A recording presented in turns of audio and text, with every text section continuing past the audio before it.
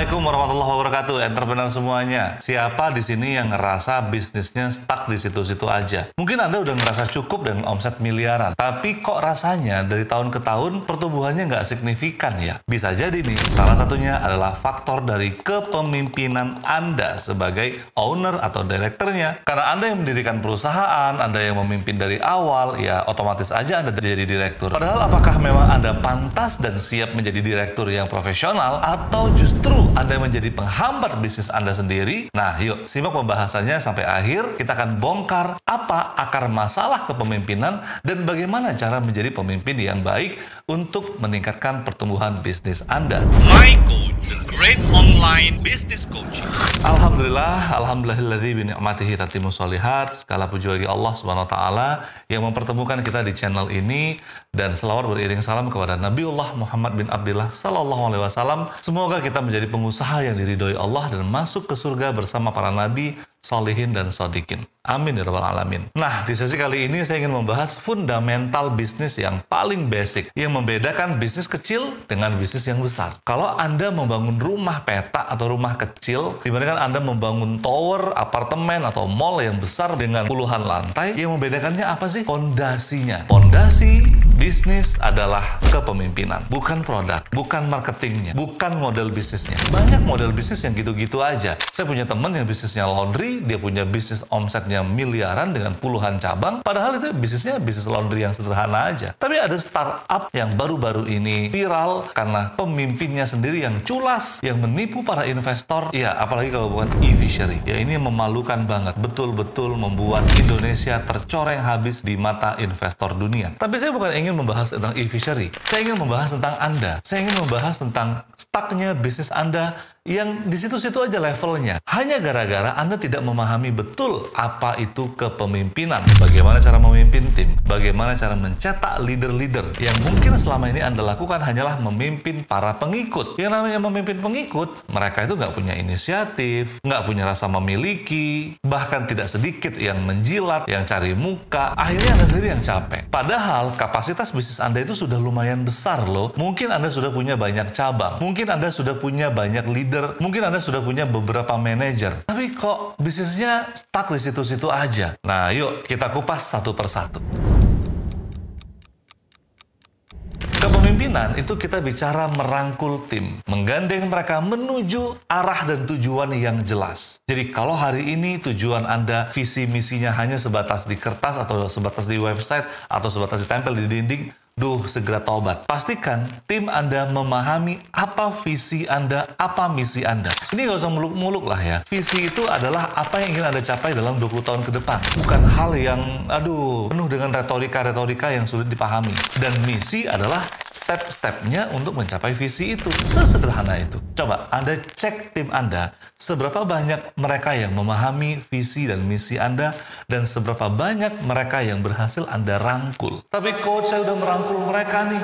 Saya udah ajak makan, dekat dengan mereka, kenal dengan keluarga mereka. Ujung-ujungnya saya ditipu. Ujung-ujungnya mereka nikung dari belakang. Ujung-ujungnya mereka jadi kompetitor saya. Siapa yang ngalamin ini? Kalau Anda ingin belajar bagaimana menjadi pemimpin yang efektif, Anda nonton video fullnya tentang 5 level kepemimpinan. Linknya saya taruh di sini. Bahwa tidak cuma sekedar Anda merangkul tim, tapi Anda harus bisa mengajak mereka untuk produktif. Karena sekedar solid aja nggak cukup. Anda dan tim harus bisa mencapai target yang ditentukan bersama, dan target itu tidak sekedar di atas kertas, tapi real Anda bisa capai. Apa aja goals itu, coach? Apakah omset yang besar? Kalau omset yang besar, omset kami udah cukup besar nih, coach. Nah, kalau saya membuat goals itu tidak hanya satu, tidak berdasarkan omset aja atau revenue aja.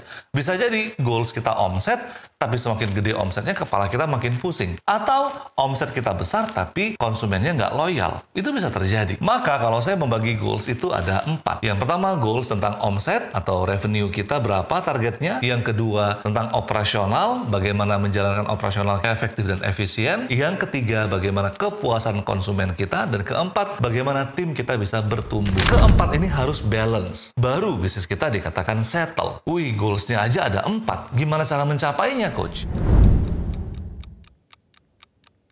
Oke, untuk Anda bisa mencapai goals yang 4 tadi, omset, produktivitas operasional, konsumen yang loyal, dan tim yang bertumbuh, Anda harus bisa menjadi pemimpin yang objektif. Ini nggak mudah memang. Mungkin di awal Anda merekrut tetangga Anda, paman Anda, adik, saudara untuk membangun bisnis Anda bersama-sama, tapi mereka bukan tim profesional. Ketika mereka mau di-push untuk bertumbuh, mereka stuck. Di mana Anda harus memutuskan untuk merekrut tim yang profesional menggantikan mereka. Atau mereka direstrukturisasi, mereka yang kapasitasnya hanya di level staff, ya udah di situ aja. PR-nya adalah Anda harus bisa memahamkan tim-tim awal Anda bahwa kapasitas mereka tidak cukup untuk bisa naik level berikutnya. Sehingga tidak ada namanya sakit hati. Tidak ada namanya gunjingan di belakang. Duh, padahal saya yang mengawali bisnis ini sama dia. Kok saya gini-gini aja nasibnya. Cuma sebatas staff doang. Nah, untuk bisa mensiasati itu, itulah kenapa goals tadi ada 4. Yang salah satunya pertumbuhan dari tim. Orang-orang yang tadinya Anda rekrut harus Anda bina untuk bertumbuh. Tapi ini kan lama, makanya Anda butuh profesional tadi untuk membooster bisnis Anda dengan cepat. Memimpin tim profesional ini nggak gampang. Orang-orang pintar tidak mudah dipimpin karena mereka punya ide mereka sendiri. Mereka punya ambisi, mereka punya target dalam hidup mereka. Katakan pun Anda sanggup membayar mereka, mereka ingin lebih. Lagi-lagi di sini peran kepemimpinan Anda. Sekarang Anda naik satu step lebih tinggi, yaitu memimpin para pemimpin. Kalau yang tadi Anda memimpin para pengikut. Namanya memimpin para pemimpin, mereka itu sudah punya inisiatif. Mereka sudah punya banyak ide. Sekarang bagaimana Anda berbesar hati menerima, menampung ide mereka, dan Anda tidak merasa paling benar sendiri. Justru di sini Anda mendapatkan orang-orang hebat untuk bisa men-challenge ide Anda, apakah ide itu relevan untuk diaplikasikan, atau itu cuman akan buang-buang uang saja. Orang-orang profesional ini pun penuh ambisi. Mereka ingin kehidupan mereka lebih baik lagi. Mereka ingin jenjang karir. Maka Anda sebagai pemimpin tertinggi harus punya visi yang besar untuk bisnis Anda. Mungkin Anda punya banyak cabang, mungkin bisnis Anda akan menyentuh triliunan satu hari. Sehingga apa? Bisnis Anda growth, ada jenjang karirnya. Ini yang membuat para profesional merapat ke bisnis Anda. Jadi kalau Anda hanya merasa puas dengan bisnis Anda saat ini, siap-siap orang-orang hebat akan hengkang dari bisnis Anda dan mereka jadi kompetitor Anda sendiri. Nah, untuk itu saya memberikan kesempatan bagi Anda yang ingin konsultasi langsung dengan saya di nomor 0813 717 90331. Tentu tidak semua pertanyaan bisa saya jawab dan tidak semua UMKM bisa saya bimbing. Tapi bagi Anda yang beruntung, saya siap membimbing Anda mencapai puncak kesuksesan bersama tim Anda dan Anda menjadi leader yang seutuhnya. Apa pembelajaran yang bisa Anda ambil dari video ini? Dan pertanyaannya adalah, apa yang membuat para profesional mau mengikuti Anda dan mau menjadikan Anda sebagai pemimpin mereka? Dan pertanyaan berikutnya lagi, kemana arah bisnis ini akan Anda bawa? Yuk, komen di bawah dan mudah-mudahan saya bisa membantu ya. Sampai jumpa lagi. Assalamualaikum warahmatullahi wabarakatuh.